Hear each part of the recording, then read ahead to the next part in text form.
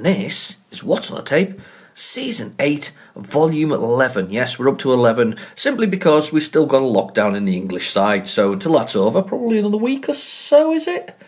December the 2nd, I think, was the date that they're going to let us out. Anyway, while that's ongoing, I thought I'd keep you entertained. So, we have a tape from the lovely Douglas Titchmarsh. His link to his description, in the description below, to his channel. And this is one of his flood damaged ones, and as you can see, it is pretty mucky. The labels come off. All we know is it's a C60. I'm really pushing my luck here because last week we actually had a tape that should have loaded and didn't load. So one of the compilation ones. And yes, I did hear you. Your comments have been heard. I definitely will be doing some kind of what's on the compilation or something similar. So we'll do something like that. But yes, this one is really proper mucky. However, I'm not surprised it's not rusty. You'd have thought it'd be rusty, wouldn't you? Considering. Just in the corners there, you think it'd be rusty. Anyway, it's nice and mucky, which is just how we like it. So without further ado, I'm going to put it in. I really am pushing my luck with this one, but I'm going to put it in a tape drive and we're going to give it a go. So hang on a second. Okay, so I don't know what made me do this, but I did check it initially and there was Spectrum sounds on it, but they were very low. So I was like, what's going on here? So the tape that I've just had, I thought, well, I'll put it in a tape drive and see what we've got. But it seems we have... I think the sort of musical soundtrack to War of the Worlds.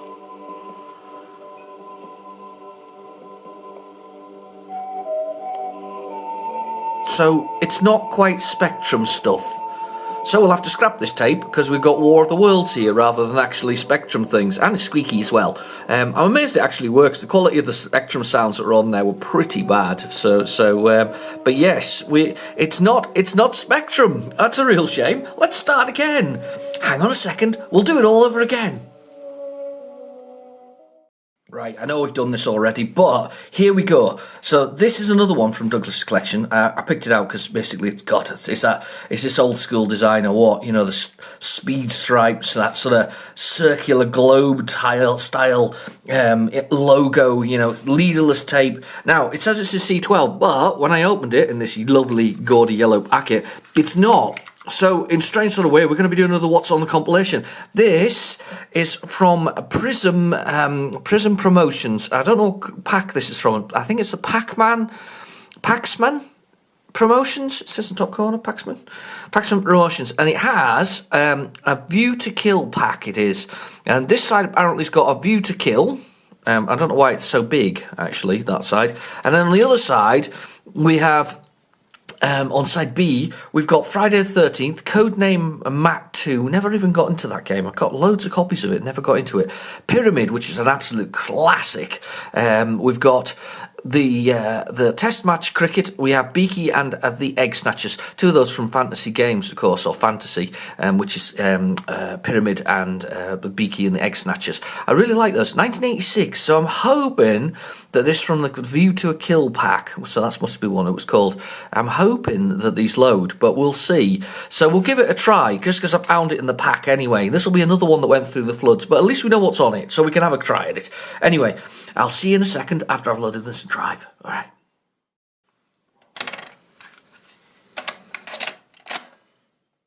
Right, the tape is in the drive and we're ready to go. So we'll get out our old favourite. We'll go to load a dit.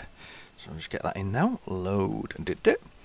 Right, and the first thing we should have, according to this, View to a Kill pack, is we should actually have a View to a Kill, which was a game based on the 007 movie of the same name, interestingly enough. That was Roger Moore, wasn't it? I think it was Roger Moore, wasn't it? The only thing I remember about that was the Eiffel Tower, because the Eiffel Tower was in it, wasn't it? And I think that was where the kind of final sequence occurred, or was that like the first sequence? You never know with a Bond film, because with Bond films, they always have a very loud first, and that's not very good that we're not actually getting that. You know, the thing is, I've just cleaned the drive on the tape here, and I'm like, let's give this a whirl, it'll be fine, and then we have that come up. But anyway, but you never know with a Bond film, realistically, because you always have that big sort of explosive sort of first scene, don't you, with the whole thing. Oh, openings! This is completely different. This is not what I was expecting on here. So this is, again, tape changing, whatever it was. So, but yeah, you have that big opening sequence, and then you have the little sort of then you have the movie, and then you have a big end sequence. So there was one of their sort of it's their thing. They still do it to this day. Oh, it is A View to a Kill. Who was the music? A View to a Kill was Aha. Was it? In the comments below, you know the answer to the question. Yeah, Aha. It's definitely Roger Moore though. I believe that his nickname on site was 003.5, because apparently he wasn't particularly good at remembering things, his lines, doing anything particularly good. In a nice way, you know, it's Roger Moore, for God's sake. You know, some people's first Bond was Roger Moore. Mine was Sean Connery, of course, the late and very great Sean Connery. But I have coffee. I'm rather enjoying my Dow Egberts at the moment. However, I went to the old supermarket yesterday, and you know nowadays it's not quite as much fun. You don't feel like you can peruse anything anymore, can you? While we're in the current state, so you're all masked up, and you're going around with your trolley, and sort of. It's not as bad as it was the first time round. Everybody thought, I think the first time round with the first lockdown, we all thought we were going to die. That was it. That was, this virus is going to wipe us all out, and although it's not nice, it hasn't wiped us all out, thankfully. So, you go around the supermarket anyway. What was I getting to? Oh, Dow Egberts, that was it, yeah. So I went to the coffee aisle because I thought I need another jar. I'm down to I don't know, I've got 3/4 left, so obviously that's going to go in a week. No, I don't drink that much coffee. But if I did, we always have a spare in the house, because I remember back when I was first married, and we were living in a house in the centre of our city, and it was a sort of terrace, cheap, do what what you can afford kind of thing. It was 3-bed though, it wasn't bad realistically. But Christmas Day one year. Christmas Day, and I think it was the year after we got married, or the year we got married, one of the two anyway.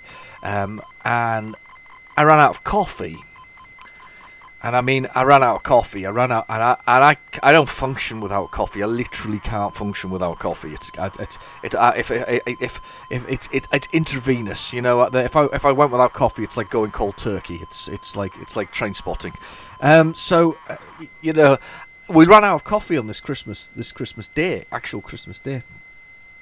And I actually spent all of Christmas Day trying to find a corner shop that was open that would sell me a cup of coffee. Or sell me a coffee, anyway. And I did find one, but I must have done 20 miles exploring the city, trying to find a corner shop that was actually open to sell me coffee. But I got coffee on a Christmas Day. I think that's quite impressive, to be honest with you. And also my commitment to my habit is also very, very, very, very, very, very commendable. Yeah, we went that. It was the Bond girl in this one. I can't remember, because they all have silly names, don't they? Because Alan Blackman, remember Alan Blackman? Yeah, she was. I mean, let's be honest. Whoever wrote this name in was just. I don't know. What was it? Her name was Pussy Galore. That was her name. Yeah. Yeah. Then obviously it ended up in Austin Powers, and I can't remember her name. I'm not even going to try and pronounce it because I'll get it completely wrong. But there was another one, wasn't there? A lot of something or other. God, I love coffee. Right. That War of the Worlds tape, though, sounded quite good. I don't think I've actually ever heard War of the Worlds, and this takes me back to being a child as well. When I was a kid, do you not remember when you got your LPs, you got your long play records, your albums, but they came with things like you'd get like the Jungle Book as a story thing, and the old Andrew Lloyd Webber stuff, and we used to listen to that, or my parents used to make me listen to it anyway, and we used to listen to it as kids, and we'd had those kind of things, and that War of the Worlds is kind of one of those things. I would have thought they would come on a nice LP, and you'd listen to it and listen to the music and all the other stuff and the story that went with it. It's kind of cool, really. Anyway, right, press any key to continue. Got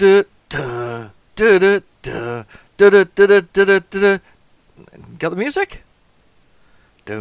No, maybe we got a bit wrong on that part, but there we go.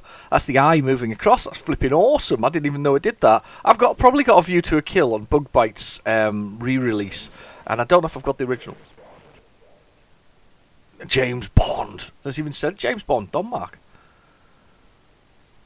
I think I've played this years ago, but I say I've got it on tape. I might have played it. I don't know.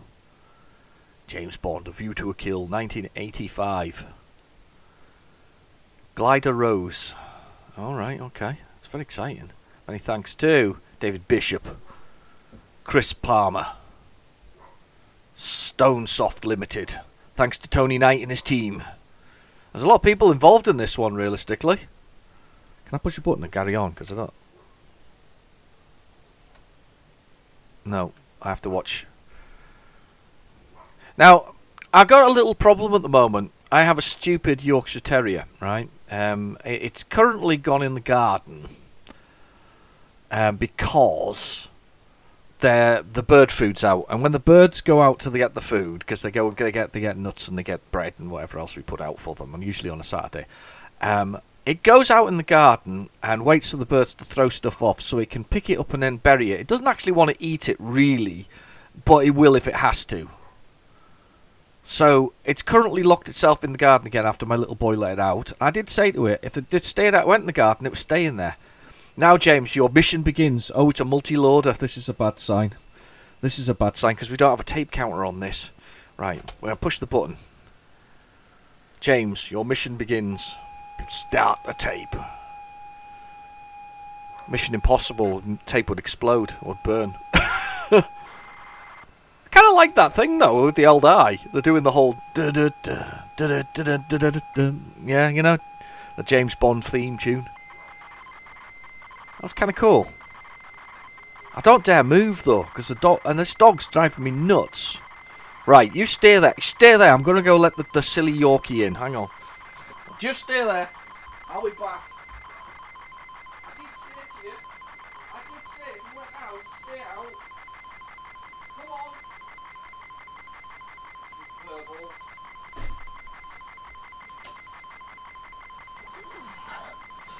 It's like the mini-me of a Wookiee, you know, Wookiee. My wife always thinks it looks like a Wookiee as well.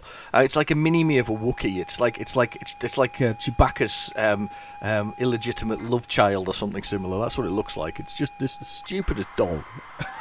It's not the brightest dog. It's 10 years old now. We've had it since it was a puppy. We got it as a puppy. It was one of these sort of we got it from somebody, and she had a champion mother apparently, and all this kind of stuff. And it wasn't an expensive dog, but we got this, and it's got pedigree and all this kind of stuff, and it's daft as a brush, absolutely daft. If it's not sleeping, it has this routine where it's like sleeping a lot of the time.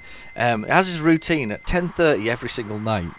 It insists in going in the garden. Now, I've got no problem with a dog going in the garden at 10:30 at night, for a wee and do whatever it does. But every night, 10:30, it goes out there and spends 25 minutes barking at the neighbourhood. And you can't get it in for love nor money unless you go out and physically pick it up and bring it back in again, because it's totally ill-behaved when it comes to that kind of behaviour. Just 25 minutes. Why? Why does it have to let the world know who it is at 10:30 at night? It can do it the rest of the day. Postman comes to the door, somebody stands at the window, people pass past the front of the house. Nothing. Not a whisper. 10:30 at night, gotta go in the garden for a shout. I don't know. Dogs. Anyway, so who was the girl? I don't know who the girl is. I know it's Roger Moore. Who's the girl? I don't know. Who was that lady in the thing? It was good, actually. We got a bit of 007. It's totally. I'm sure that by now it's all politically incorrect and all this kind of stuff. But and the modern Bond, I don't know if he's politically incorrect. I bet he's less politically incorrect. Do you remember when they made him all soft? Was it Timothy Dalton did it? Timothy Dalton. Yeah. Oh God, those were the worst Bonds in my opinion. There's that one, and there's the other one, which was George Lazenby, is it? He did like one movie, and that was where when Bond got married and sort of quit the job, wasn't it? If I'm right, with Russia with Love, something like that. You're going to correct me in the comments because I can't remember it all. It's all hazy, fuzzy stuff in my brain. You know, I didn't know I was doing Bond today, so because I didn't know I was doing Bond today, I can't brush up on my Bond, if that makes sense. But yeah, yeah. But Timothy Dalton for me was the worst Bond. He was the 90s extremely politically correct version of Bond. So much so, it wasn't even Bond realistically. They gave him all the fancy explosions and bombs and stuff like that, but I always felt sorry for Timothy Dalton getting lumbered that role. I saw those. Did he do 2 or 3 films? I have a feeling he only did 2, but I might be wrong. But I'm sure I've seen them, and they're kind of movies that are so nondescript I couldn't care less. I don't even know what bad guys he had in them. I don't know what ones Roger had, actually, to be honest with. No, he had Jaws, didn't he? He had Jaws and all of the Moonraker stuff. That was actually cool, that was, wasn't it? He had Jaws and he had the Lotus Spree as well, so that kind of made it good. I mean, Sean Connery had Dr. No, didn't he? That was the big one I'm thinking of. That was the Aston Martin. Remember the Aston? Oh no! Oh no! Can you believe it? After all that, it crashed. Can we do anything? Can I run it again? Is there anything I can do? This is going to be a mistake, isn't it? Oh, run. Maybe. I don't know. Hang on. I'm going to rewound it and try it again. We're going to give it another go. I can't believe it. After all that. Typical. But these are flood tapes anyway, so we're allowed a little get out with this one because flood tapes are definitely not going to be as good as other things. I saw it. I'm sure I saw. Yes, I did. Did I see it? Am I right in thinking I saw it? Yes, I did. I saw it on YouTube. I saw a channel, and he had found a tape cleaner. Now, not the tape cleaner you're thinking of. You're thinking it goes in the tape drive and cleans the tape. No, it's the other way around. This actually cleaned the tapes. And when you put a tape in it, it would go through, and it was like super fast. It wasn't like the fast forward on your tape here. It was like full tilt, and it cleaned the actual surface of the whole tape as it went through. So it cleaned the surface of the tape in seconds rather than sort of whatever else it is. And I think he repaired it. And I can't remember what it's called. I think it's just called tape cleaner, but it's a tape cleaning drive that's the other way around. So if your tapes have got dirty or damaged or whatever, or not damaged, but dirty or the surface may be a bit poor, then that was the thing that went with it. This is why A View to a Kill. I didn't know A View to a Kill was actually this long. I'm looking over my shoulder to see if I can see it because I know I got a new old stock of this. So that has to work if it's a new old stock, doesn't it? That's the theory anyway. Where can I find my new old stock of this? Oh, such a long load as well, just to not actually work.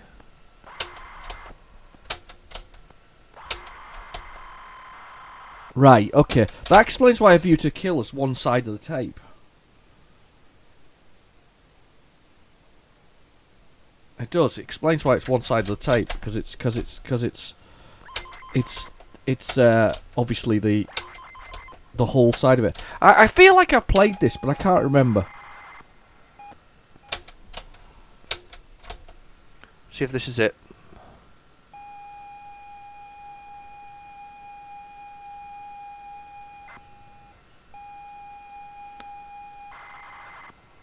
No. This is it. I don't think this is going to work, is it? Oh, hang on.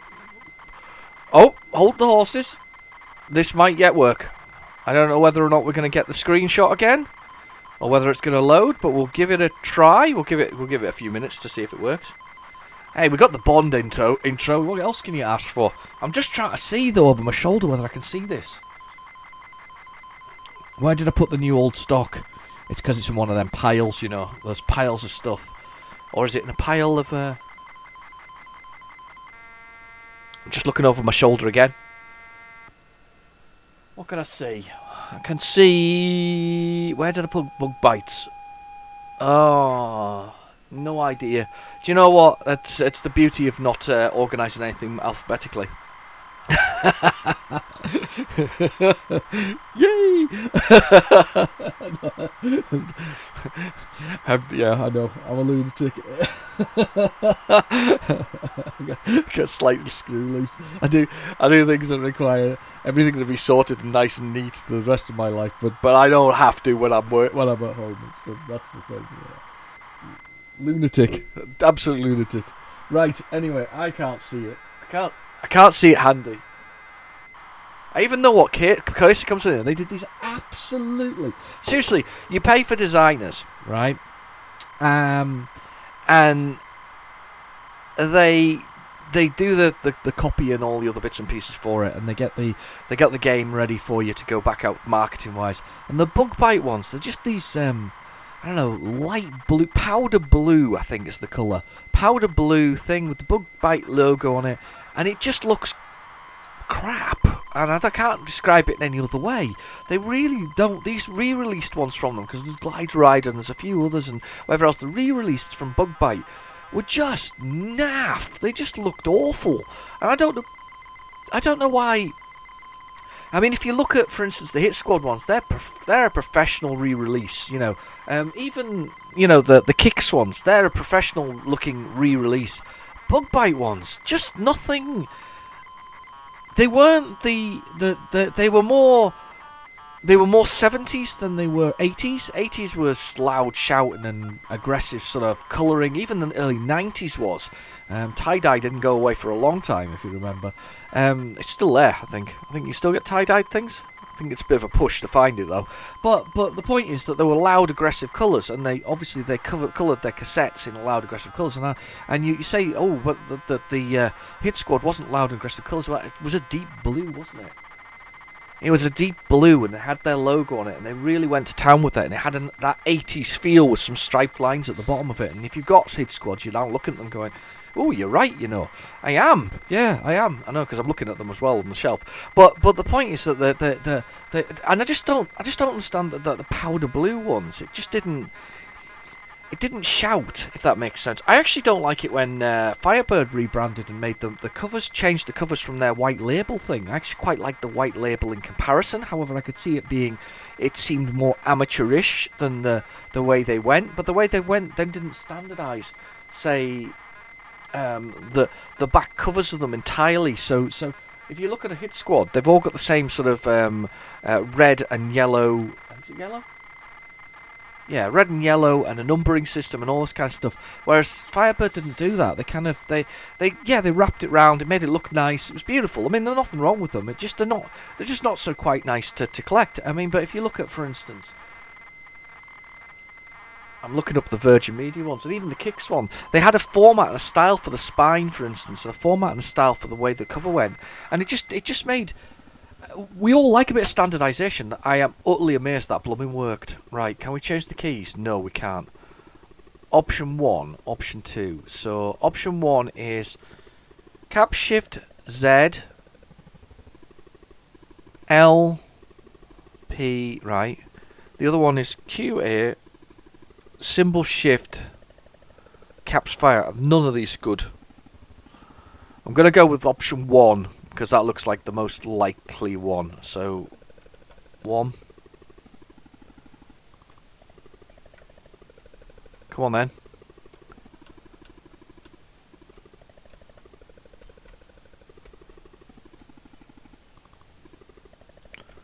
B. I'm trying to start the game now. How do I start? S. I don't want to restart game. I've chosen the keys. How do I start the game? Left, right, up, down. I've got the left, right, and up now.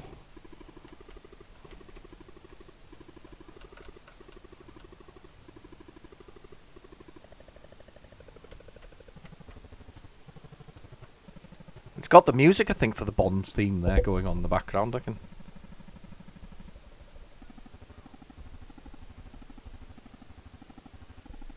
If it is the Bond theme, it's pretty terrible. Pretty sure it's Aha, by the way. Right, how do I blooming start? 5 to restart game. Is it 5? Oh, it is. Oh, look, I'm turning on the car. I've not played this. No, most definitely not played this. Right, what am I doing? Where am I going?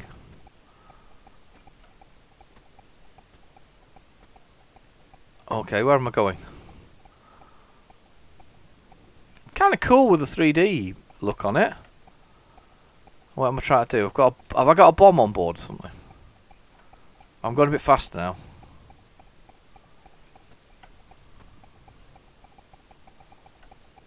I'm going a bit faster now. I've set myself to go a bit faster. What's that? Oh, am I following that? There's something there, look.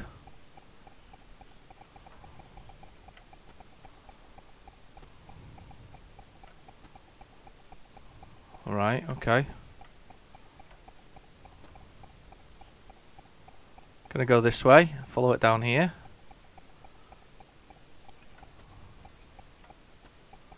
Whoa! I'm gonna go full tilt. Don't know what I'm meant to be doing. Anybody play View to Kill before? Anybody know what I'm meant to be doing?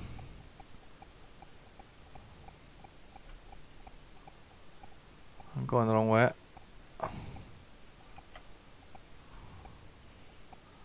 The wall at the top's kind of cool, but I'm not sure what I'm meant to be doing.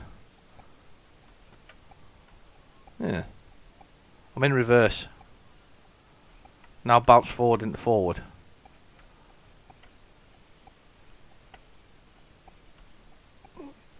It's a maze so far. I'm amazed it worked actually. Oh, sugar. I'm getting smashed here.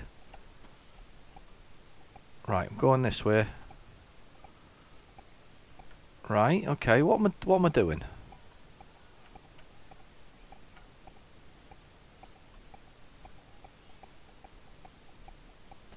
Right. Oh, screen's corrupted at the bottom, look. Interesting. Don't think that's a fault. I think that's just the fact that the screen's kind of where it is. Oh, look, there's like a point there. Let's see if I can do it. Full turn. Oh, full turn. I'm going to go that way. See something up here? Look, I'll show you if I can get up there. Oh, I'm smashing into the wall there. See that? Let's see if I can get there. Wherever that is. I'll stick to this road. And we can still shoot.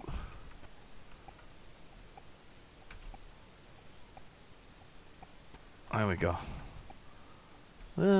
Damaging the car still. There, this way. Down here. There. Do you see it?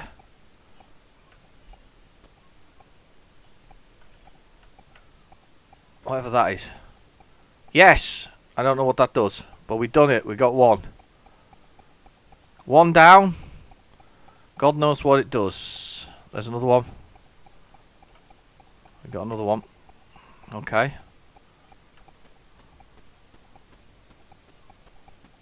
Are they just walls I'm smashing through something? Ah, God, I'm stuck in the wall. Yeah. I'm rewinding the tape to the other side because I'm not getting past level 1 of View to a Kill. That's for damn sure. I'm sure I remember the Eiffel Tower part in this. I'm sure of it. But I don't know what I'm meant to be doing with it. Come on. Out. Ah, we're out. I didn't even see what the car looked like, actually, when I was oncoming from it. What streets are we driving around with? Is this Paris? Paris? The home of the Parisians?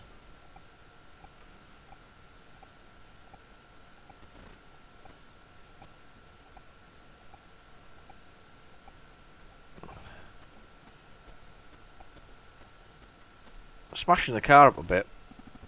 I think it's dead. Yeah, View to a Kill. Not sure what we're doing on that one, to be honest with you. Not sure at all. Right, okay, let's reset the specky and let's go for the next one. This should be Friday the 13th, which I actually quite like. Again, this is another release by Bug Bite, or re-release by Bug Bite. It was originally a Donmark game. And it was re-released by Bug Bite. Again, another one which got a really sort of poor, sort of that powder blue cover. Yes, it's matching, but it just looks shockingly bad. If you're gonna be 80s, be 80s, but especially with Bug Bite, I thought they were a bigger company than that to do something. I mean, they even got a release of Manic Miner, didn't they? So I don't know. But yeah. Friday the 13th got some shocking reviews back in the day. I'm quite convinced of it. But I quite like it. Due to the limitations in store, this program has no sound. Right. Okay. So they ran out of memory for it all. Coffee time. Oh.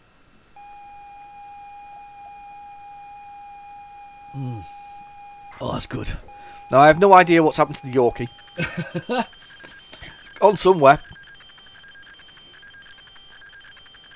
See, when I was a kid, I didn't watch a lot of these programs. That's not going to load. I can tell you now that's not going to load. I don't think. Doesn't look right. It doesn't look right at all. In fact, that looks terrible. Yeah, that's not going to load. Let's try it again. Because that's not going to load. That's definitely not going to load. Let's give it a rewind. We'll try that again. Because it might load. We'll just give it another try. As a kid, though, I didn't watch many of these horror movies. In fact, I kind of missed out on the entire thing. Not that I mind missing out, because I'm a bit of a chicken. If you ever watch my Silent Hill thing, you'll see why. I played Silent Hill 2 and screeched like a little girl most of the way through it. Because I wasn't. I'm not very good with jump scares and things like that. And these kind of movies had a lot of jump scares in them back in the day, and I kind of wuss out when it comes to sort of scary stuff. But yeah, they're not one of my favourite things. But I don't mind them now. I can watch them now. But I think being older helped. Wasn't so scared basically because I knew it wasn't real. If that makes sense. Got scarred for life when I was. A friend's 14th birthday. I still find the movie scary today, only because although it isn't actually that scary anymore. But back when I was a little boy, I definitely thought it was scary. That's gonna crash again. Naff. Right, we're gonna get the old PlayZX at it, I think. Or hold on, we'll put it in the other tape drive because that's definitely gonna fail. But we'll put it in the other tape drive and see if we get a better output from the other tape drive. See if it picks it up better. We'll try that first. So we'll do that first. So we've got the other tape drive fitted up. We'll get the tape thing in there. But yeah, I went to a 14th birthday party. And this friend of mine was he was very into horror movies, and his parents seemed completely unconcerned that he was watching, people being torn limb from limb while recording late night programs and all this kind of stuff. I'm sure he's probably in prison right now after murdering somebody. But anyway, he may not be. Don't in trouble for suggesting he may be a mass murderer. But to be fair, he watched these horror movies and whatever else it was. And for his 14th birthday, they got one from the video library, and they stuck this thing on. And you may or may not heard of it. It's one with he was quite famous at the time. I think his name's Jack Palance, isn't it? It's the name of the actor. I'm probably completely wrong. It also had in it a young Jodie Foster, and it was a movie called Trancers, and it was about sort of future space zombies. I think it's the best way of describing it.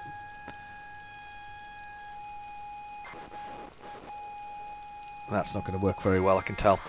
Future space zombies, anyway. So these future space zombies coming back through time to change the future of that Jack came from, which didn't seem a very nice time anyway. So I don't know why he was so bothered.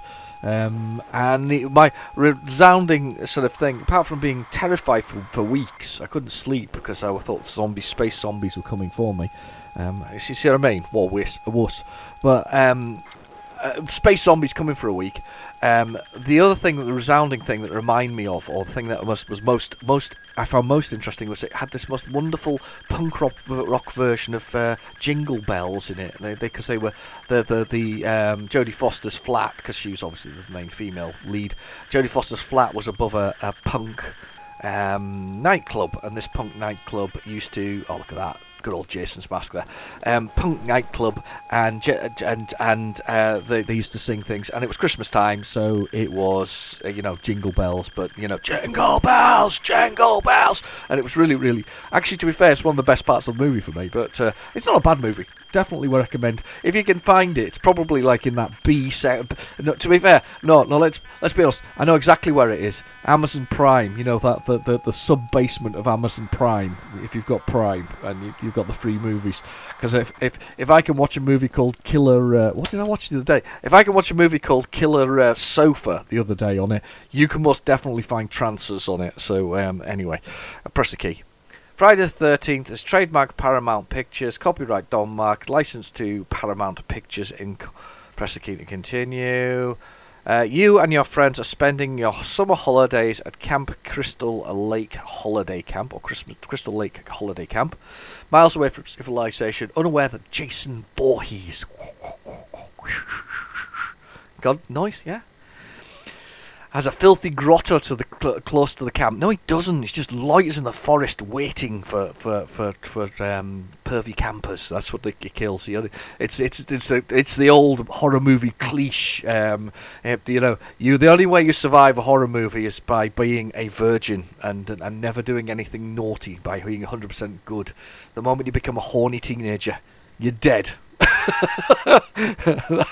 In the 80s, horny teenager. Dead. Usually while you were doing it. So anyway, at midnight on the first day, while unpacking, you notice a blood-stained mask with horror. You realise Jason is waiting. Really? Jason leaves his mask? He never takes his mask off unless he has to. He's usually ripped from pride from his sticky, grotesque face, to be honest with you.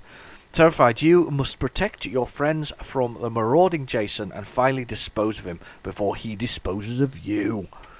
Jason! Press any key to load. So these are the characters. We've got Jerry King. Jerry has a taste for adventure. He is a natural leader. Amanda Baxter. She is something or other. Coalescing. All right, from a nervous breakdown. Oh God, yeah, that's useful. And she's come to Crystal Lake for a quick week. Wendy Watson. Wendy is a shy girl who finds life quite a struggle. Hang on, the female characters seem a bit russy here. Come on, let's see whether the male ones are better. So we got one that's recovering from a nervous breakdown, and one that's struggling to cope with life. So they're both on the verge of it. One on the verge of a nervous breakdown. Yet Jerry King there has a taste for adventure as a natural leader. Brian Boney, is one of the most enthusiastic guys you're likely to meet. Good characteristics. Two female with bad. Oh, this is so 80s, isn't it? Stuart Palmer. Stuart trained for the Marines but didn't make it. Marine training.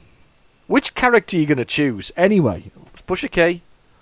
Let's press play.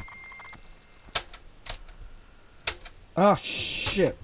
I didn't press rewind. I didn't press stop on the other tape deck when I pressed stop.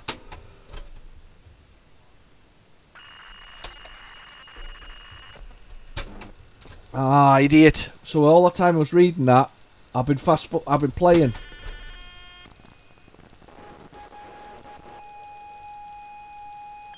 Is this it? This could be it. That's okay. Oh, thank God for that. That was bad. I can't believe that. I was for a minute there.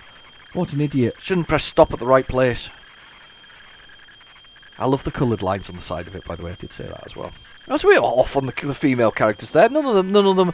Nowadays, you wouldn't find a female protagonist that wasn't a rough, tough ex-military WWE wrestler, stroke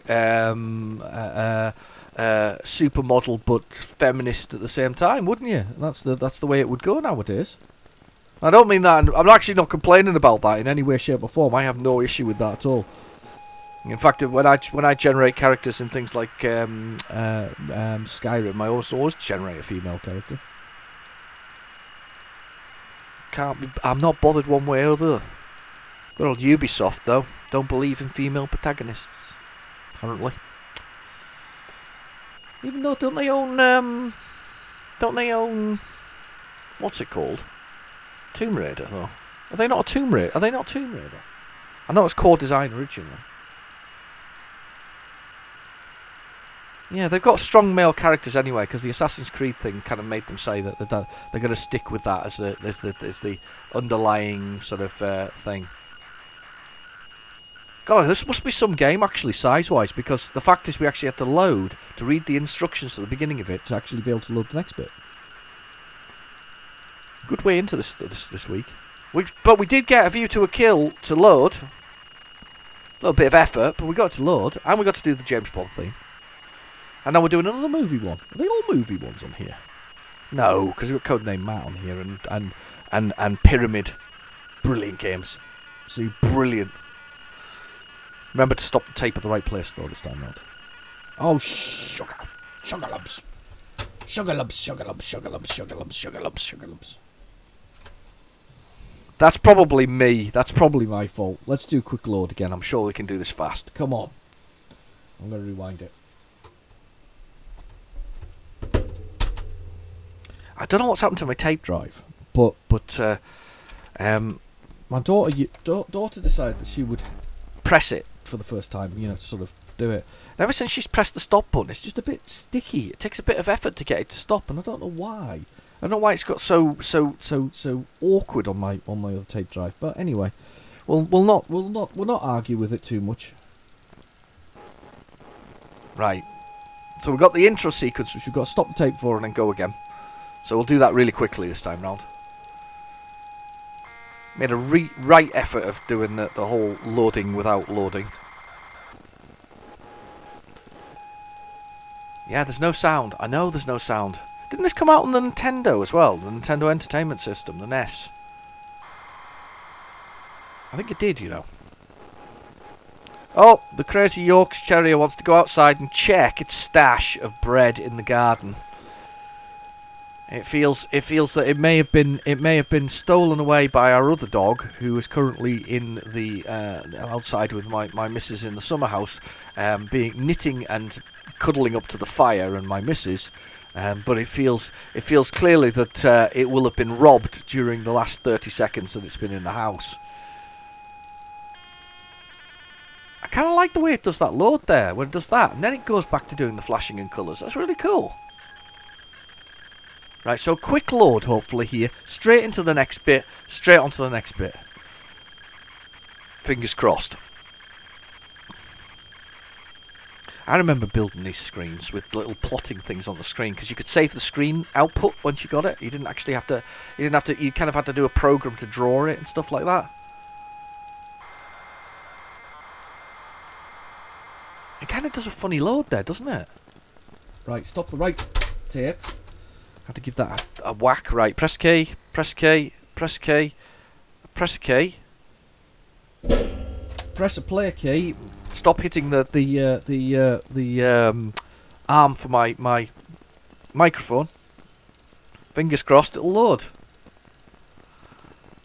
That's better. There we go. Might have actually been at the right place before. They did. These are amazing submerged tapes that were flood damaged. So if they do work, I'm always quite amazed by that. I'm really looking forward to getting into this one. I haven't played Friday the 13th in years. I can't. On these things. When the Friday the 13th rolls around. Every time it rolls around, I go, "Oh damn! I should have played Friday the 13th for the channel. I should have a Friday the 13th episode just for the channel."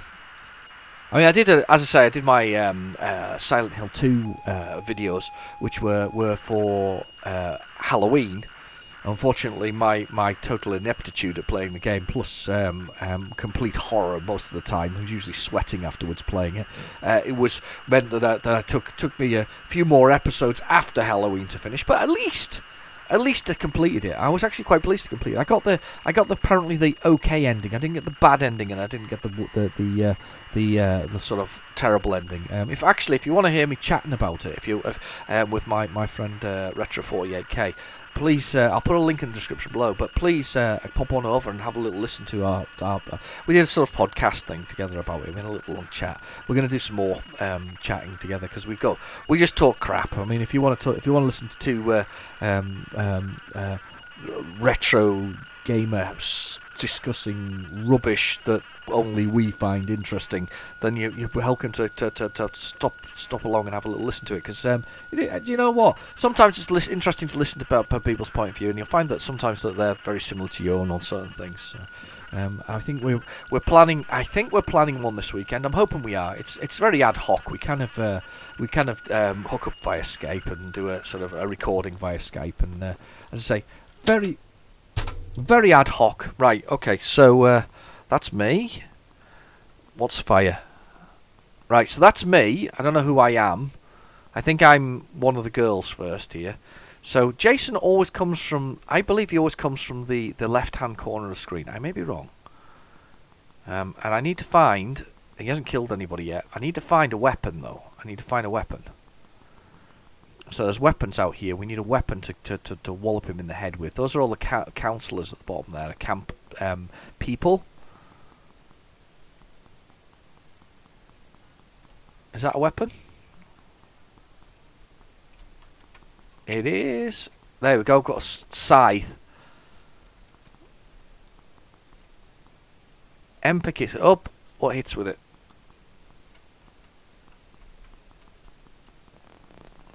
Yeah, you always check that direction as well. So you got to make sure Jason comes the right way with you. Right. Okay. So we've got a weapon now to attack Jason with, wherever he is. Where are you, Jason? Oh, there's a chainsaw. We'll have a chainsaw. Drop that. We have a chainsaw. Oh, he's killed 2 people, the bastard. Jason, you nasty man. There's a spear at the top of there. There's a pitchfork at the top there. Where are you, Jason? That must be Jason there. That's Jason. Has to be Jason. There he is. That's Jason. Has to be Jason. There he goes. Oh, I got you.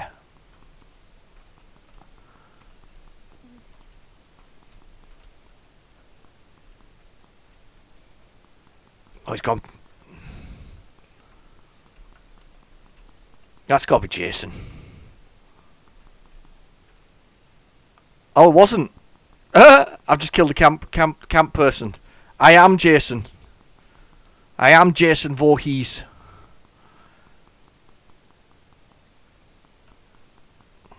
Gonna go with the old. Do you remember the thing though? The interesting thing about Jason Voorhees in the first Friday the 13th. Jason was not the first killer. He was not the killer. It was his mother. There you go. Not to spoil anything, but it wasn't Jason. Jason's mother was the killer.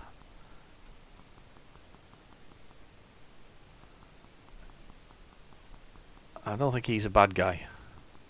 That guy definitely looked like a Jason. Definitely looked like a bad guy to me earlier. Where the hell are you, Jason? I haven't seen you yet. There's a dead body. Why can't I walk down there?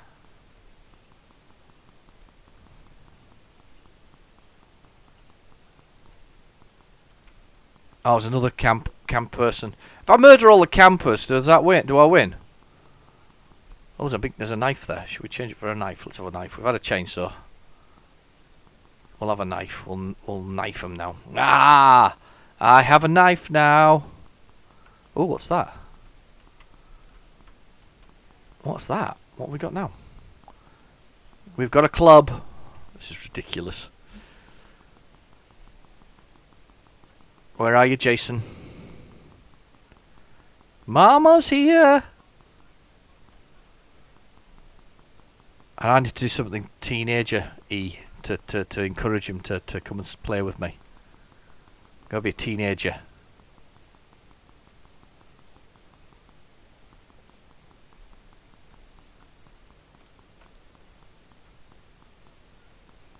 No, don't think they're bad guys.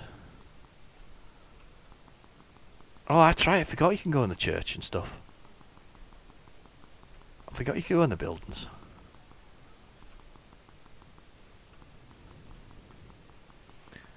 Not many of them left now. We go in the tractor. Nope, no tractors for me. Oh, go in the barn. Let's see if there's anyone in the barn. Wonder what the dumbbell's for in the menu below. It's obviously how frazzled I'm looking. Who's this?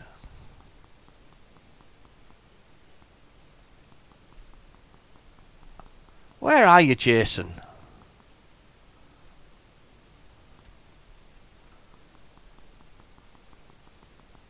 I'm just wandering around here aimlessly looking for Jason. I'm getting a bit bored though. Where are you, Jason?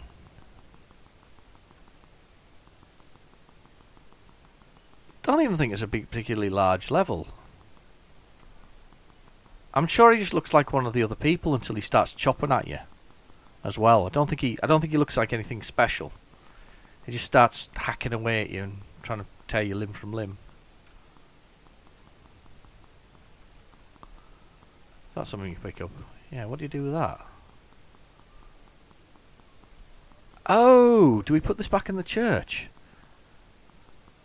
Oh, maybe I put back in the church. Maybe that encourages them to come. I'm sure there's some special things you have to do to finish Jason off. Maybe I have to put this in the church. Let's see if I go in this next room whether I can put this in the church. There's the church. Right, I've got this cross. Not there.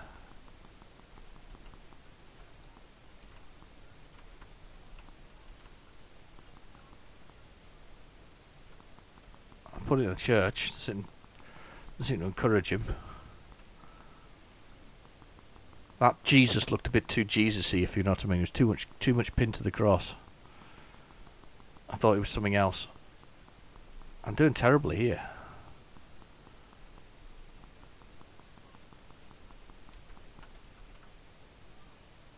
Why do I get loads of score for standing on a dead body?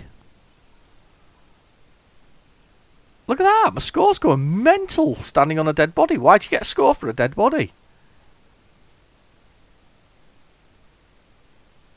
Is it like the terror level of it or something like that?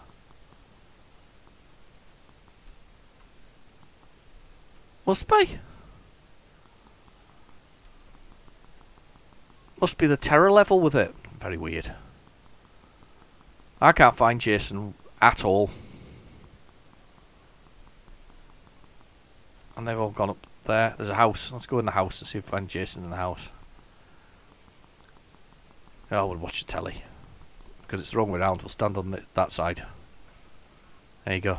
We're not here, Jason. Oh, there's another room. Hang on. Let's pop in the other room. Ring for help. Nope, no ringing for help. The sofa's the wrong way around.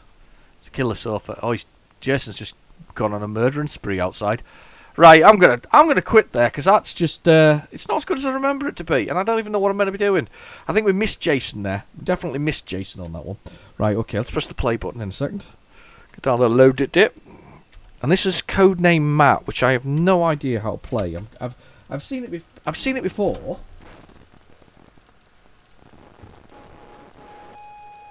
Yeah, I'm Codename Matt 2.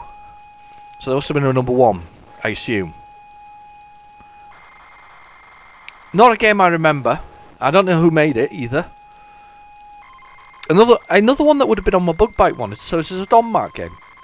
Did Bug Bite and Don Mark have some kind of deal? Don't know. Bit odd. It's one that's popped up before, I think, on What's on the Tape. It's not a game I've actively chosen. I think we always end up with the same scenario where basically I have no idea what's going on with it. But it's worth looking at, I guess. Oh, yeah. Well, there's definitely a Star Wars feel to that one, isn't there? Go down there with the TIE fighter in the next to the range thing, the box down there on the bottom left. Don't know. I think I've played this. Not sure how to play it. I don't know. I'm saying I don't know a lot because I'm not sure. I'm sure it's popped up in What's on the Tape. I'm absolutely convinced of that, but I don't think it's been one. I don't know if we spent any time on it, whether or not it was. I've definitely got a copy somewhere. I'm sure it has a lovely cover. I think it's very speculative, all of this, just guessing what's going on. I'm going to have coffee because we're 50 plus minutes in, not including my intro bit, and I'm having coffee. I hope you've got a lovely beverage too.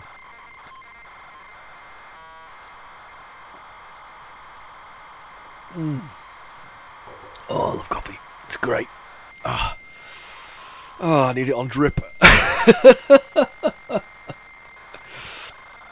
You won't believe it yet, though. I haven't actually been approached by a coffee manufacturer yet, or maybe a mainstream brand to supply me coffee during the show. You would think that by now, now we're a good sort of 80, 90 episodes in. I say 80, 90 because we basically have we've got a few little sub ones, so we're maybe nearly 90 episodes in. Nearly 90 episodes in of what's on the tape, maybe more. And I still haven't been approached for a deal. However, I know that Netflix is interested. It's not true. None of it's true. No. They don't want to be my friend. Mind you saying that, I could probably end up on Amazon Prime's dodgy corner shelf. And it's that, the thing about it is, the only reason I watched Killer Sofa the other day was because it sometimes reminds me of when I was back in the 80s and 90s and sort of and video times, maybe even the early. Maybe not the early 2000s, maybe just. Alright, 80s, 90s. You used to go to the video shop to rent something, didn't you? But they weren't all blockbusters, and they only had a limited number of the latest releases. So if you weren't there or hadn't pre-booked it, if you could do that, I don't know if you could do that. I never had a video shop that intense that it would let you book it. So you've basically got all these videos in there, and you go to these ones, and quite often mine were those corner shops, and the ones that sold you baked beans for 5 times the price that they cost anywhere else. The type of corner shop. But the bread was cheap, and there was usually newspapers. So. But they would also have a video rental section, and they would have that thing where they'd have 2 releases, and they were already out. So these are the new movies, and they were already out.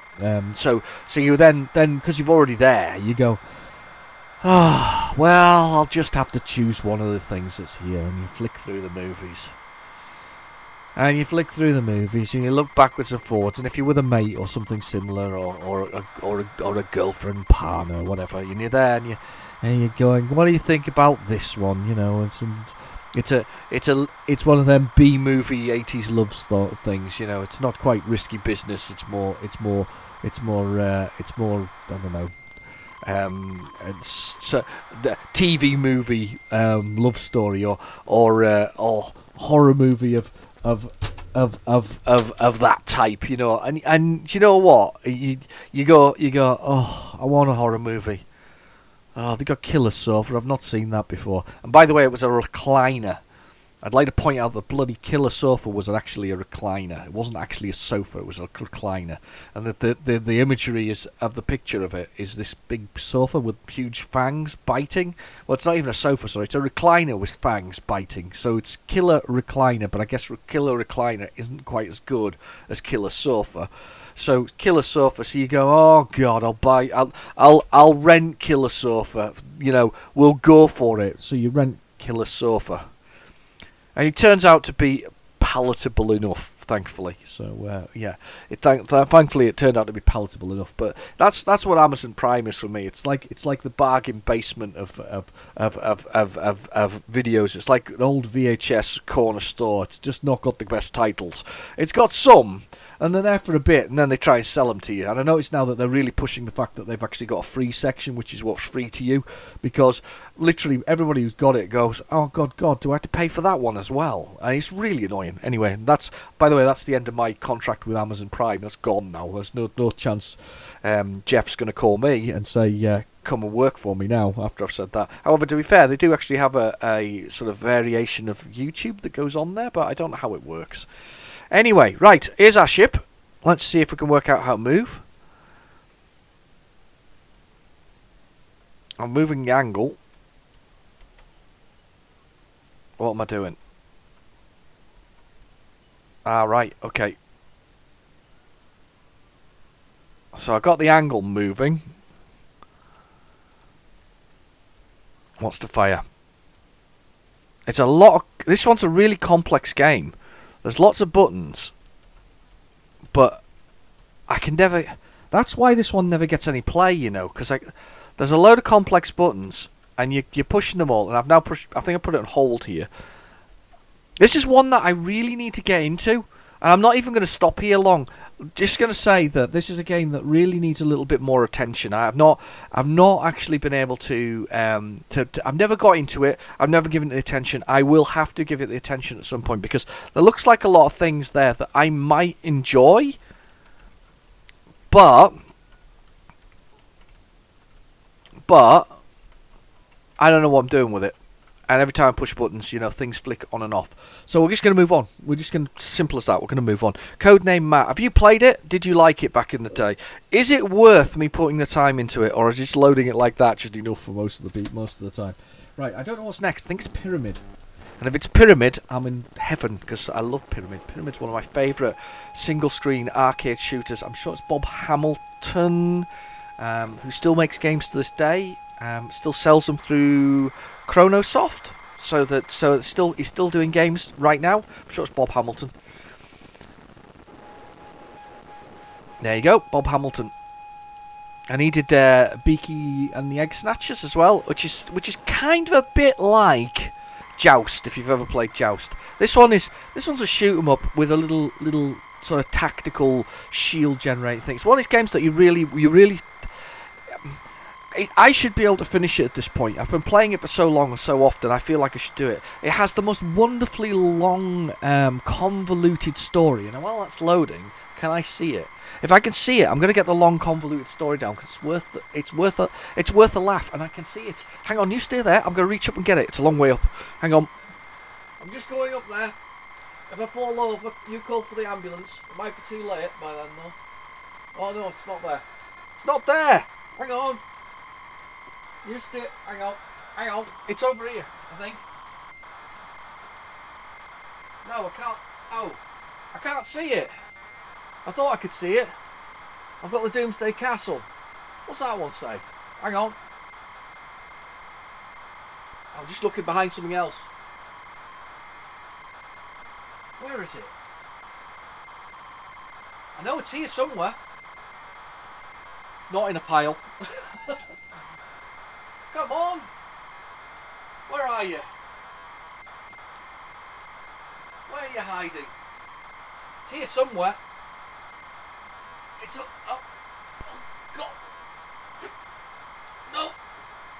Not there. Oh, it's really disappointing. I can't seem to see it. Hang on. One more look.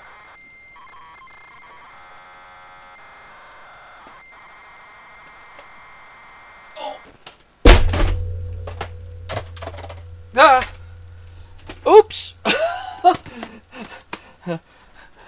We'll have to try loading that again. I've literally dropped the book on the blooming the tape replayer there. So hang on a second.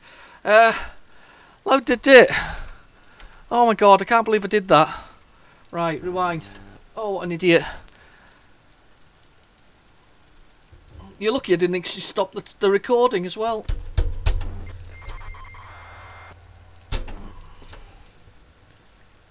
I'll rewind this now. Sorry about that.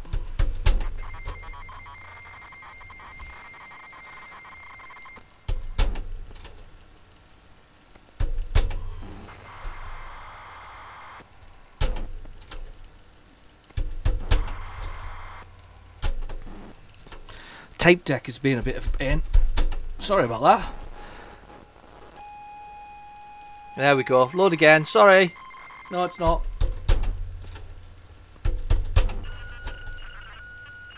Hang on. And all I wanted was one thing down from a second ago. That'll teach me. Everything's hit the floor. Right. Come on. Load Bob Hamilton's game. I think that's it. Yeah, that'll be it. I think. Is that it? I hope it's it. I found though Bob Hamilton's Doomsday Castle. I can't read a blooming word on it. Hang on. Let's see if I can read it if I put it up there.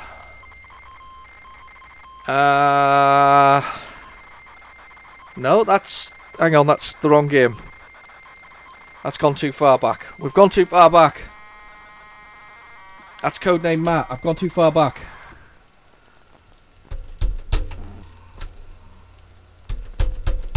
Well, tape drive is driving me nuts at the moment. Right, break. Oh, damn you. Now I've got Doomsday Castle here, which is completely the different story. It's the same little chap, but it's not the same game. I can't believe that. Where's my copy of thing gone? It's here somewhere. I've got it, definitely got it. I just don't know what I've done with it. Buried it somewhere. Very typical of me. This tape deck's doing my absolute head in, by the way, if you can hear me banging away at it.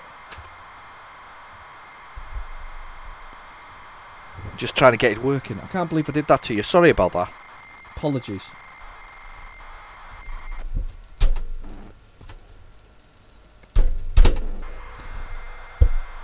Stupid tape deck.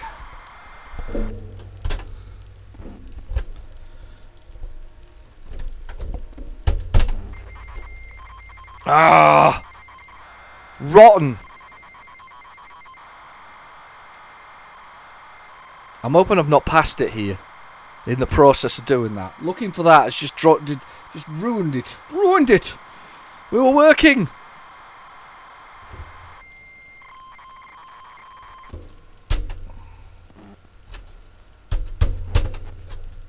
Don't lose my game, the one I want. I want to play Pyramid. Please be Pyramid. That's bites for it. Right, okay, so I've gone too far.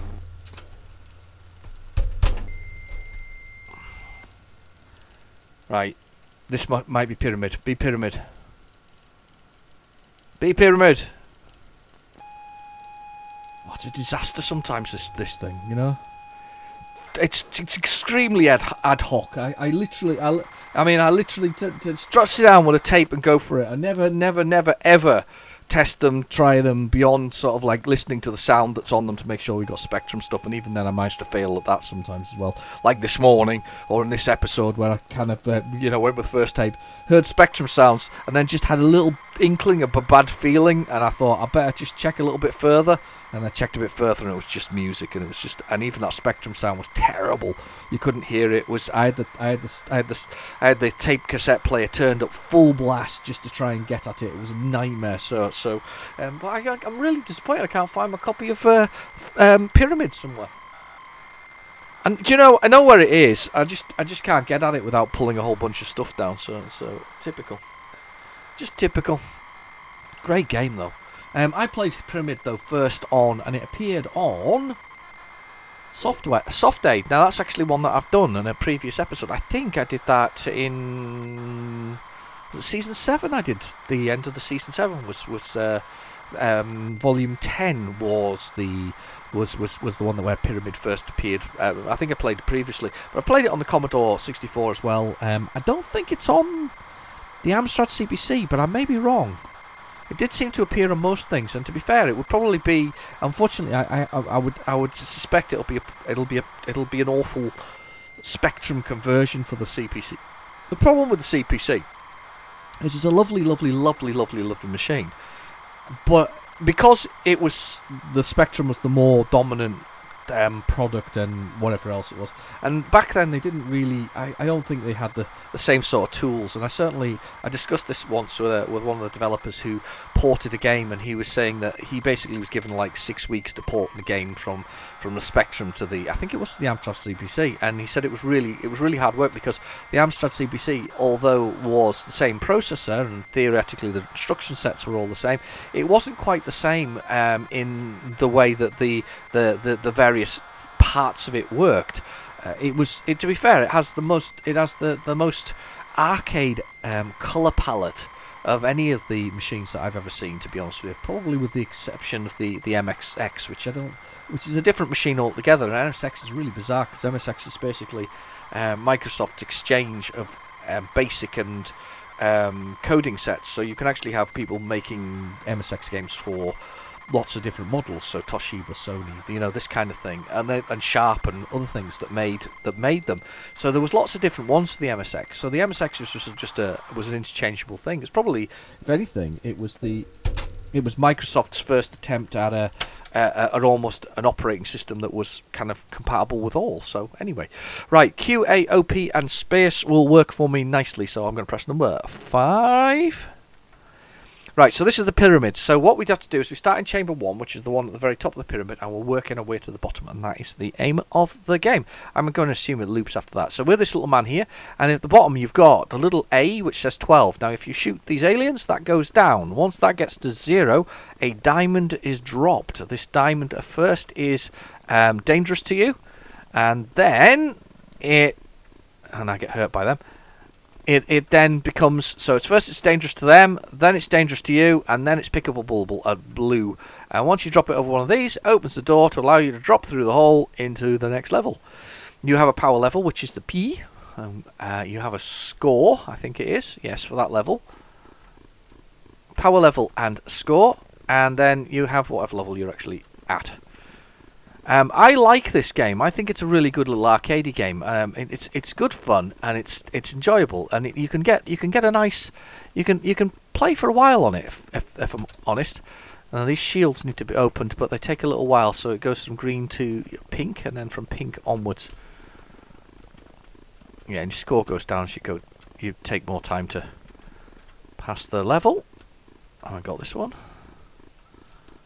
And then we'll drop that in there, and we'll go through, and we're into the next level. It's good, isn't it? It's very simple. Fantasy Software, 1983, a beautiful little game. I've always had a little passion for this one.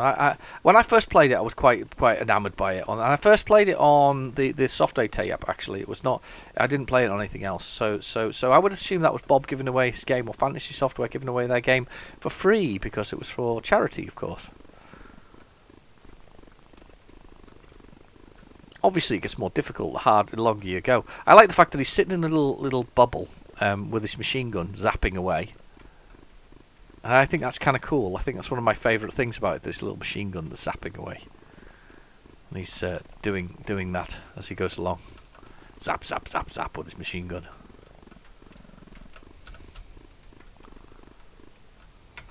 I'm going to drop that in there and go through. Yay! Oh, I've made it down. You get a key code as well to get to further along, don't you, when you do it, I think. I think it was so that you could submit your high scores. I think that was the general gist.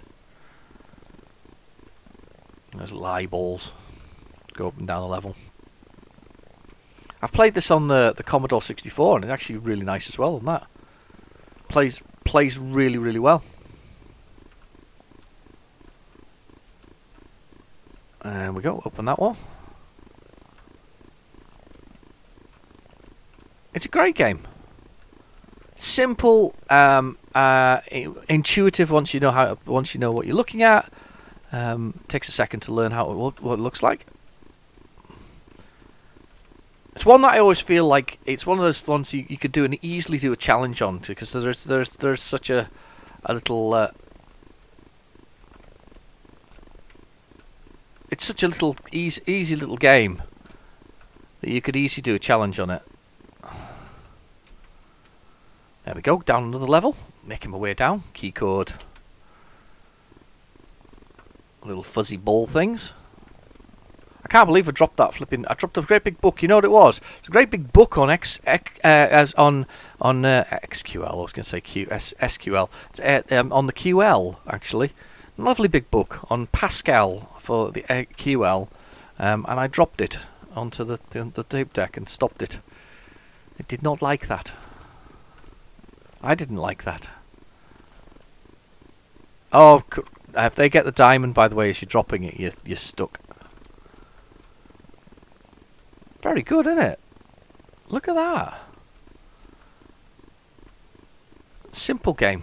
I like to take it straight to the door. You can drop it from a height, these things, onto the thing, but then you've got to assume nothing's in the way. Damn. Didn't get it when it was cyan.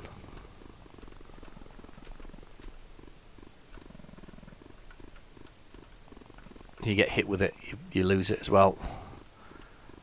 We're going to go on.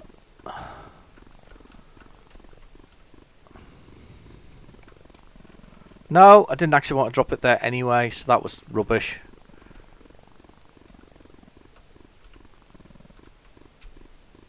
Oh my goodness.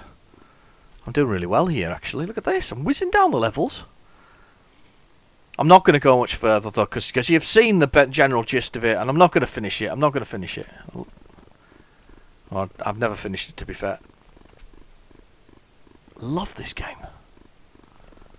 So much fun.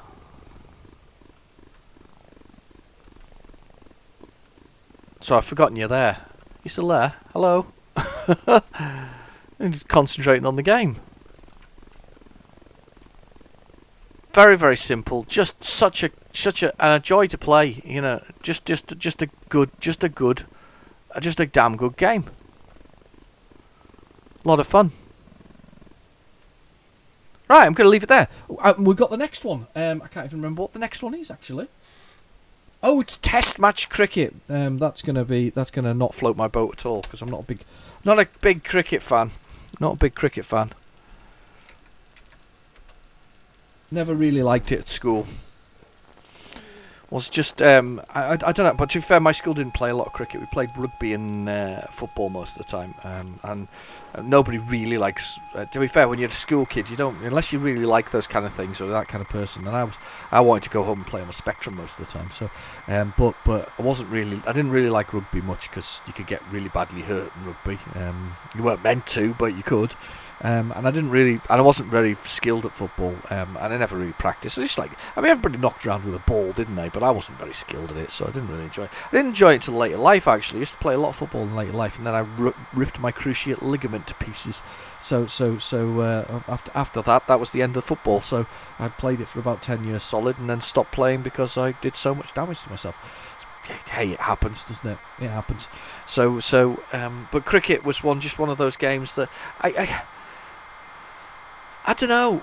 I think we all had a cricket bat, or I certainly did. And we all had those things, and, your grandparents would give these things to you, and you'd go out and you'd, whack a ball with a few people, but it was never a... Yeah, there we go, we stopped the tape. Test Match Cricket. Yeah, something I really got into anyway. Welcome to the Spectrum version of Test Match Cricket, in which the player can enjoy all the thrills of a real game of cricket by taking part in all the action. Oh God, I'm going to have to sit in the clubhouse watching the rain come down, aren't I? Right, anyway. This version is an animated graphics which move players, batsmen running between the wickets, moving fielders, etc., and providing all the constant score displayed. Do you want instructions to play? Yeah, of course I do. The game is limited to 400 overs, that sounds like a lot, which is simulated over 80 overs being bowled on each of the 5 days. This is just, no. I don't care. I already don't care. There's no limit to the number of overs that can be side. No, I don't care. Nope. Batsman, nope. Alright, it's the right, bowlers and batsmen. Nope. This is like a basic program, by the way. I reckon we can break into it. I think I've played this one before, actually. I don't think it's that awful. Do I want to read the instructions again? No, I don't. Start the tape. Oh, God, it's got to load it now. I think we've played this one before. On my channel. I think this is a free... I think this was given away as well, wasn't it? On a cover tape? Possibly? Match. Yeah, I'm pretty convinced we played this one before. That was definitely a basic part, though, that part of the programme.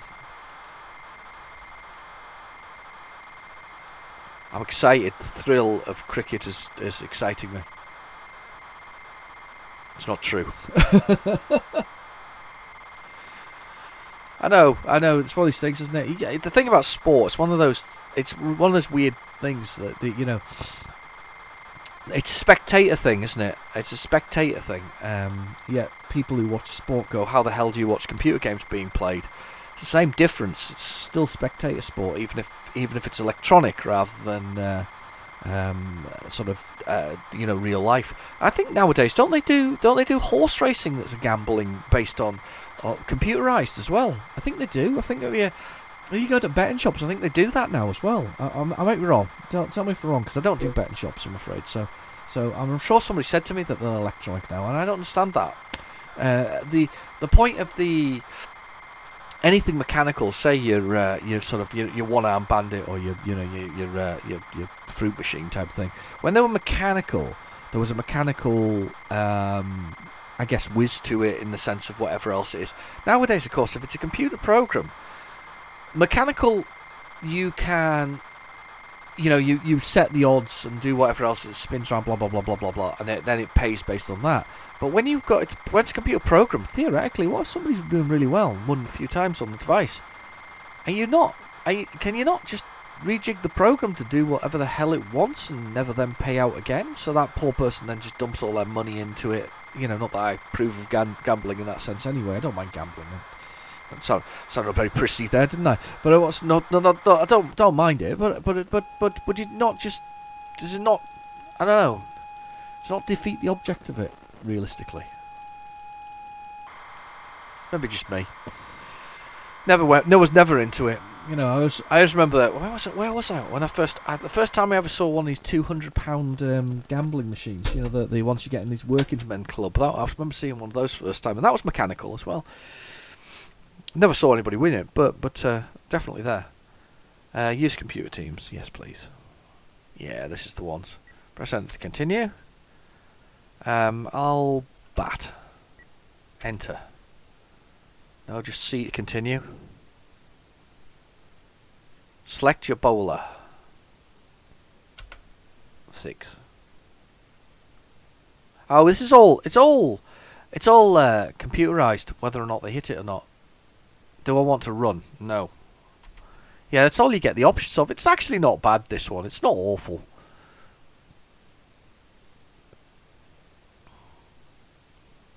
Yes. Now throwing the thing back now. I'm going to run again? No.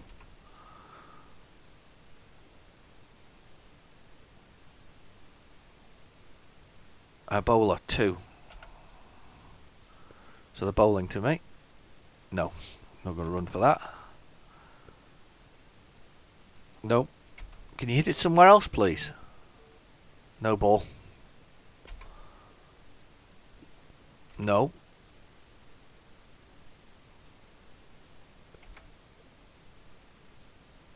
No. Very exciting. Wicket keeper. No, I want another bowler. Number 3.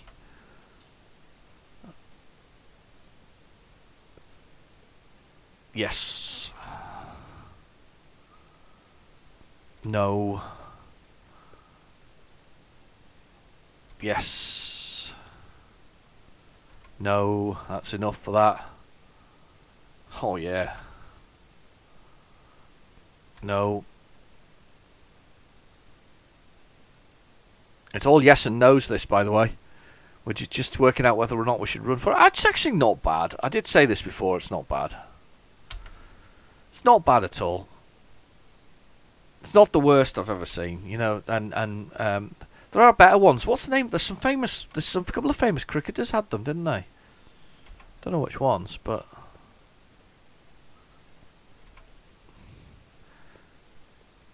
oh yeah, that's a good one. We'll see if we can get another one. No more runs though after that one. That was a good one. Got 2 there.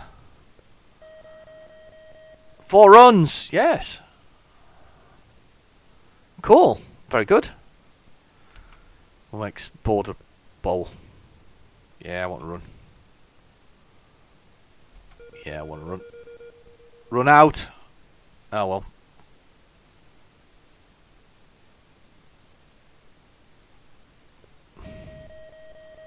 Another 4 runs.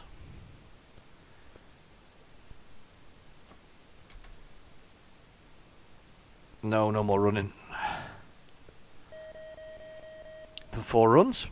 Doing alright there. It's it is what it is. It's fine, isn't it? It's cricket. It's cricket. Right, okay, so we're on to the last one. This is Beaky and the Snatchers, or Beaky Snatchers, or Snatcher Beakies. One of the two. Let's go for it. Let's do our last one. Let's have our last Paxman game tape promotion View to a Kill pack. I didn't expect to do another compilation. It just happens like that sometimes. I don't know what crossed my mind at the early on about testing that tape and seeing what we do. Oh, this is League. What's this? League?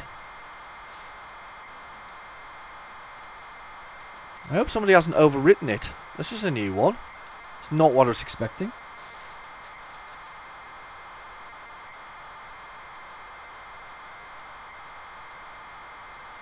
I'm looking at the tape.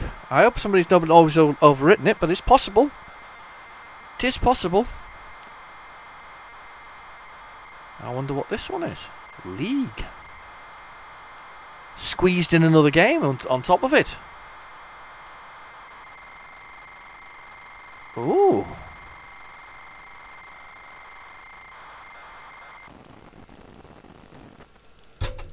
Maybe this is part of the same thing.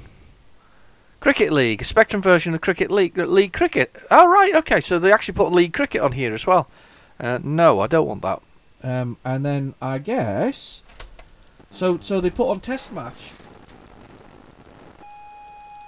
They put Test Match Cricket on, they put League Cricket on. So you can play both. Fair enough. We might as well have a look at it while we're here. I didn't even know. Yeah, again, cricket, one of those things. Never really got into it.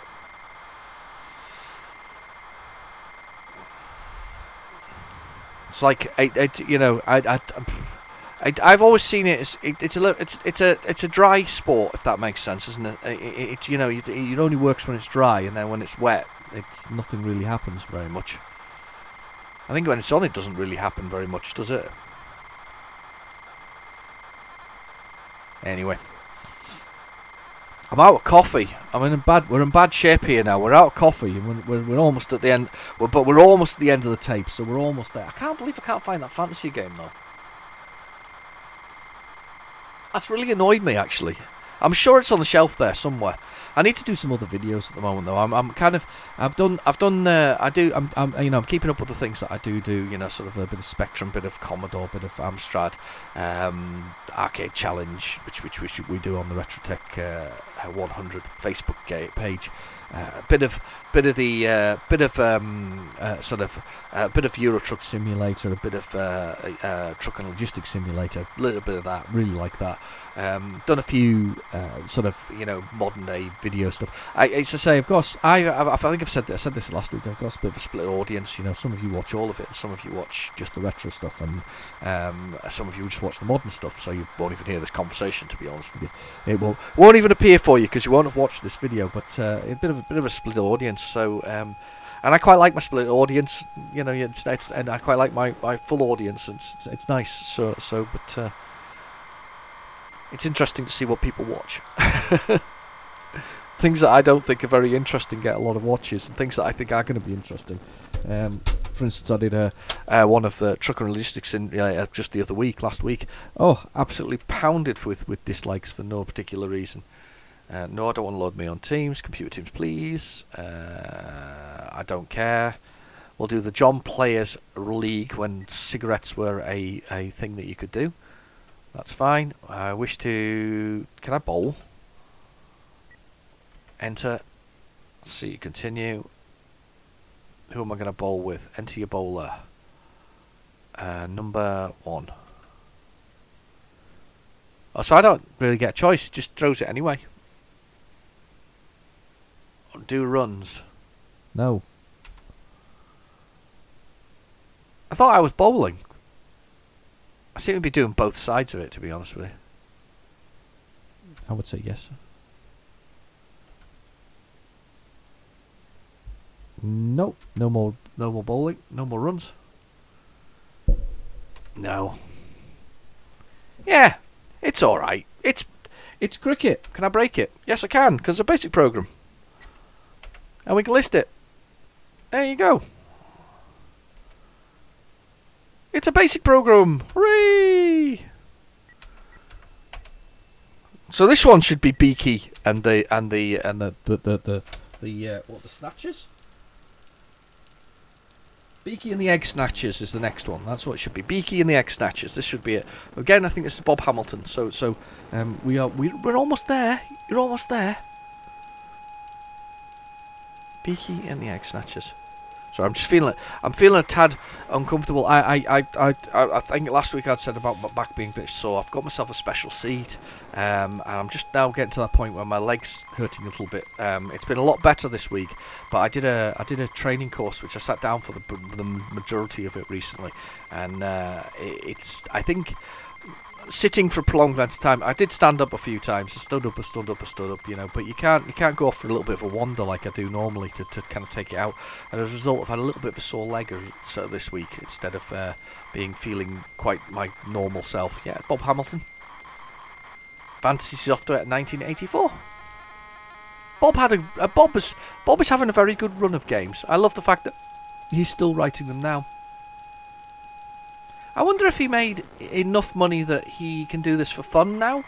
I would hope so. I would hope that's the end for in the sense of, not the end, but you know what I mean. That I would hope that was the ultimate thing that happened for him, because I suspect back in the 80s, if you were creating decent quality Spectrum games and selling them, and I mean he was in proper clamshells and everything. Castle of Doom's a proper clamshell. I know that Pyramid's a proper clamshell. In fact, this is as well.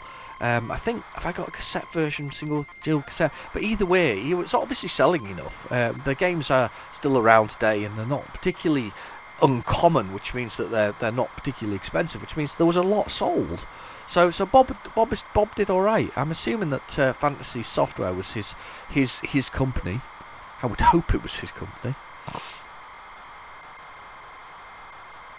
And it's very funny to think that these some of these chaps are still making games. I see that the Oliver twins have made a new Dizzy game. Well, it's not a new Dizzy game; it's a remake for the Switch, which you need a specific bit of software to download and then install it and then get it to. Apparently it's a bit complex, but they've done a new Dizzy game for the Switch. But it's not new. It's Fast Food Dizzy remade with a set of Switch tools to do it. I didn't think much of Fast Food Dizzy. I think they're all right, but I mean it was okay. I liked Fast Food Dizzy. Don't get me wrong. I mean you knew what you were getting when you bought a Codemasters game. Most of the time, it's usually decent quality. If not, sometimes a little short. I found some of the games to be a bit short that I would get from Codemasters. You'd be decent quality, and the Oliver twins and their Dizzy selection of games. So they love it or hate it, they've been very successful. In fact, they've had their games re-released on the Evercade, or some of their games re-released on the Evercade recently. So they've been very successful in the long run. So I still finished Dizzy back in the day. I think I did the next one. Is Treasure Island the next one, and there's Fantasy Island.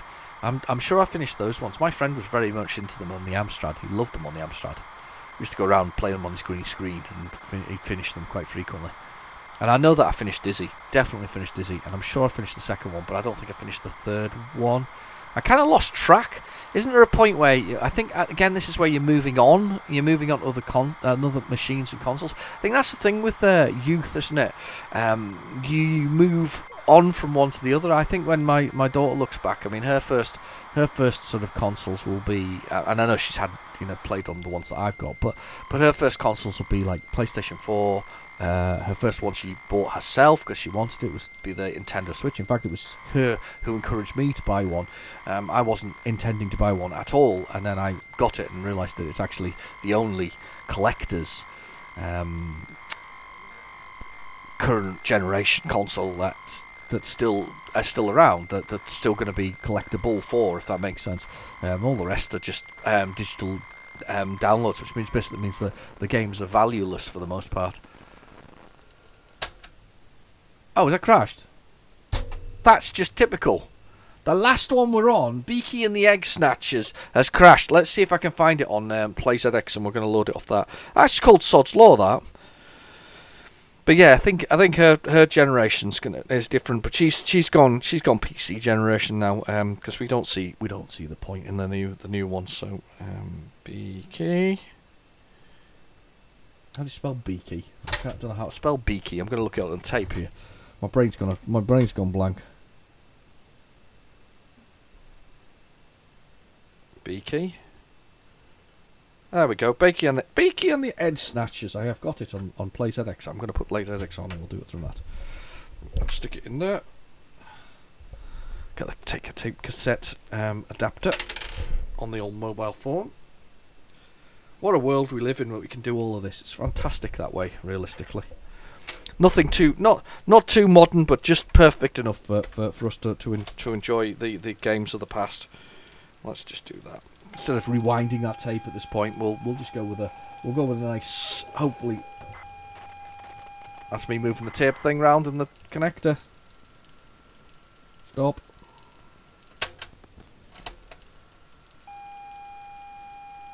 That's it. Go for it.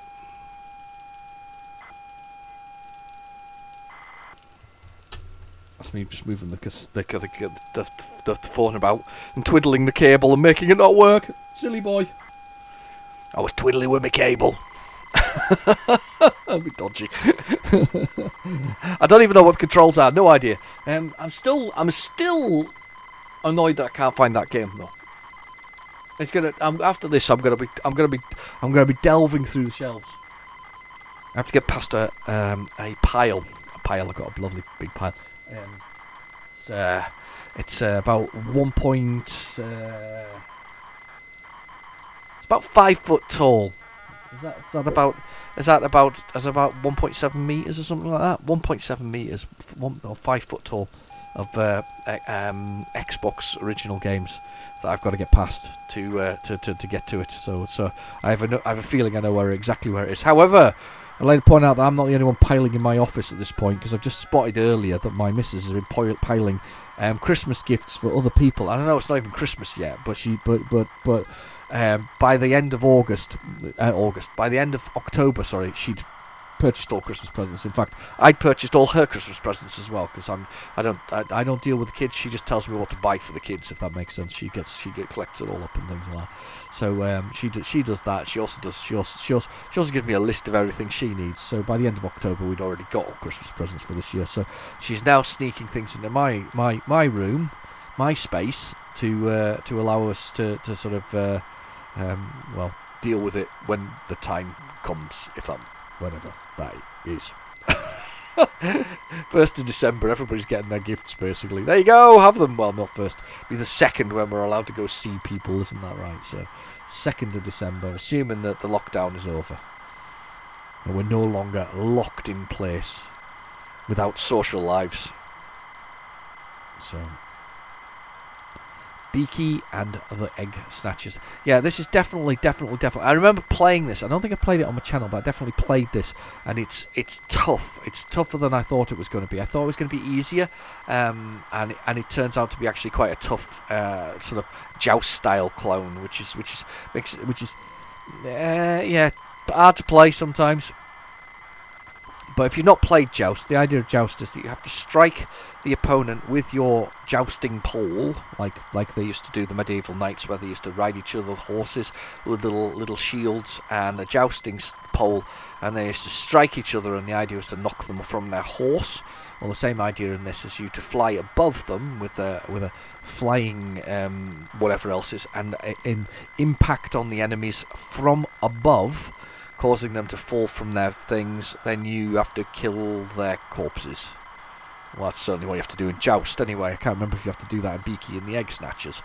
But yeah, I can't remember what you have to do in that part of it. I do just remember it being very hard when I played it, and then going, oh, it's Joust though.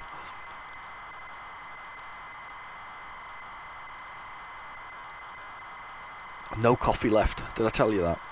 Feeling dry now. Need a cup of coffee. We're just waiting for it to load. It's getting there. I need to do some other things. I tell you what else I received this week. I received a couple of weeks ago. I got an Acorn Electron from my a good friend Andre. He sent me an Acorn Electron. Unfortunately, the ULA isn't playing nice, so it's going to go away for a repair, which is absolutely fine, no problem at all. You can never have too many retro computers when it comes down to it, so this needs to go away for a repair. So it's due to go back shortly, and I thought, well, because I'd bought myself one of these Elky 64s, which basically is a RAM pack as well as being an SD card, so you can load things. Because I thought, well, you know what, I'm gonna go for it. I'm gonna get myself another one, because you can never have too many. It's not there's no problem with having another one, because I'll swap them around. I quite often swap spectrums around and all this kind of stuff, just to kind of preserve them and make sure they don't die. So I kind of, let's do S to start the game. GH left, right, flap, fire. Can't use that button. Oh, that me flying now? It's me playing now. Right, okay. So those are my eggs. Those are the snatchers. You have to kind of hit them before they... Yeah, you got to impact them. Oh. We've got to impact them before they get away with your eggs. And I'm B key there. And I got to kind of impact them. Yeah, before they take off with the eggs. That's basically it. I don't know how long it takes to complete a level, but this is the game. It's not bad actually graphically. It's fine. It's fine. But anyway, I bought another Electron, so there we go. That's the general gist with the thing. So I have two Electrons now. Both one will be repaired and working shortly, hopefully, and the other one is now working. So I've got some games to play on there. So I'm going to do a whole Electron section shortly, because I've got BBC as well. Actually, never got round to playing it in any with any kind of aggression, which is something much to my regret. I've got it and I haven't done it. I find it interesting though that they had internal speakers. Everybody else kind of was going through the tellies. At a certain point, this comes through the television. At a certain point, that is. I guess it was a bit early, really, in the day, because the Spectrum went through the thing that at that particular point in time as well, didn't it? Anyway, that's it. That's our game. Oh, I can shoot now. I couldn't shoot before.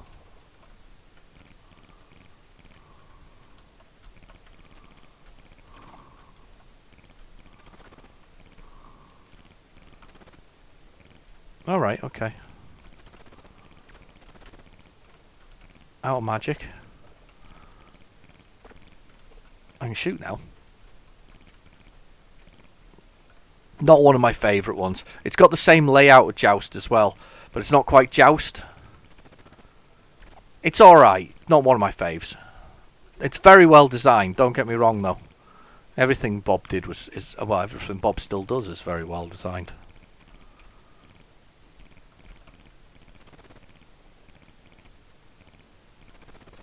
I bought it because I was trying to finish off my fantasy software kind of collection, so I bought it Beaky and the Egg Snatchers.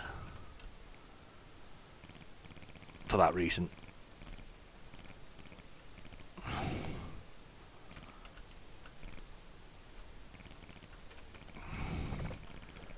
I think this is it though. I don't think there's anything more to it than this. I think you just defend this place until you run out of magic. And then that's it. I think that's it. I don't think the level finishes as such. I think you just play around on this level until... I don't know. Maybe I'm going wrong here.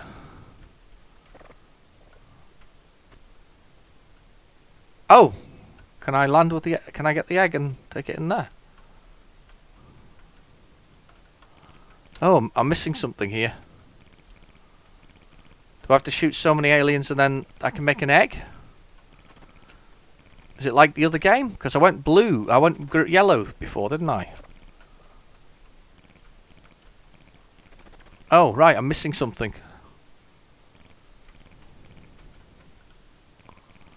I'm missing something. There, I'm egg coloured now, look. I'm going to collect the eggs. Once they've got them, I'm meant to shoot them out of their hands. and then put them into... damn, there's something else to it. There is definitely something else to it. Anybody else played Beaky and the Egg Snatchers before? If so, put it in the comments below. Anyway, that's it. It's all over. We've played every game. We've been finished with Beaky and the Egg Snatchers. Thank you for watching. Please feel free to like and subscribe. And I'll catch you in the next video, which will be very much next week. I'll see you soon. Bye-bye.